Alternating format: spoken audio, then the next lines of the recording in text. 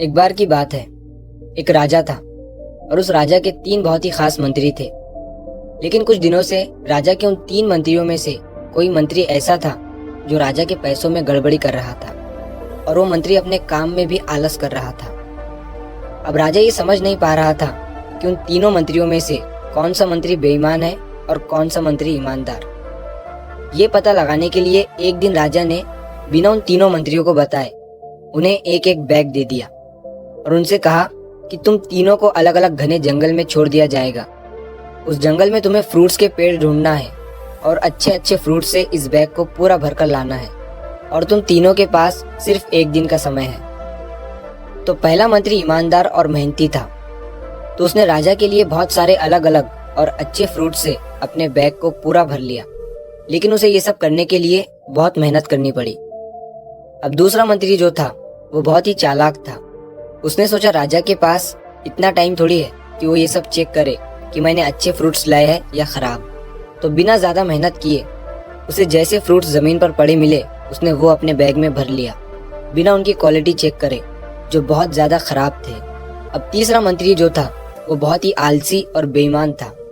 उसने सोचा कि राजा सिर्फ बैग का साइज और वेट देखेगा, ये नहीं कि उस बैग के अंदर क्या है और कितनी अच्छी और खराब चीजें हैं। तो उस तीसरे मंत्री ने बिना कुछ करे अपने बैग को सूखे पत्तों और कुछ पत्थरों से भर लिया। अब वो तीनों भी मंत्री अपने अपने बैग के साथ राजा के महल में वापस आए। राजा ने उन तीनों भी मंत्रियों के बैग को खोलकर चेक नहीं किया और उसने उन तीनों मंत्रियों को अलग अलग जेल में 30 दिन के लिए डाल दिया।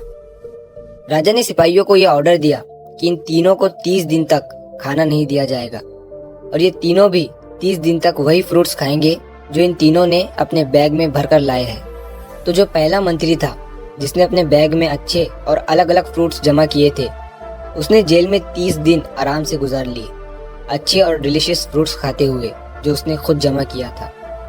और जो दूसरा मंत्री था जिसने खराब और बेकार फ्रूट्स अपने बैग में भरे थे, उसे वही खराब और बेकार फ्रूट्स खाने पड़े और वो उस जेल में कुछ ही दिनों तक सरवाइव कर पाया और बाद में वो खराब फ्रूट्स खाने की वजह से बीमार पड़ गया। अब जो तीसरा मंत्री था जो बहुत ही आलसी और बेईमान था, जिसने अपने बैग में सिर्फ सूखे पत्ते और पत्थर भरे थे, वो मंत्री जेल के अंदर ही भूख के कारण मर गया, क्योंकि उसके बैग में खाने के लिए कुछ भी नहीं था और तभी उसे अपने आलस और बेईमानी पर पछतावा हुआ।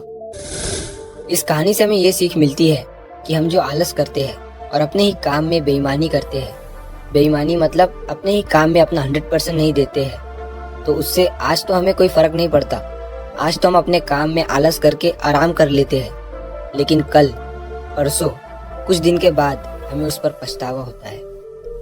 आपने बहुत से लोगों को ये कहते हुए सुना होगा कि काश उस टाइम पर मैं ऐसा कर लेता तो आज उस इंसान की जगह मैं होता। लेकिन उस टाइम पर उन लोगों ने आलस को चूज किया था, इसीलिए वो आज जहाँ के वही है, और जिसने मेहनत को चूज किया था वो इंसान आगे बढ़ गया। तो अपने काम के साथ आलस और बेईमानी बिल्कुल मत करो।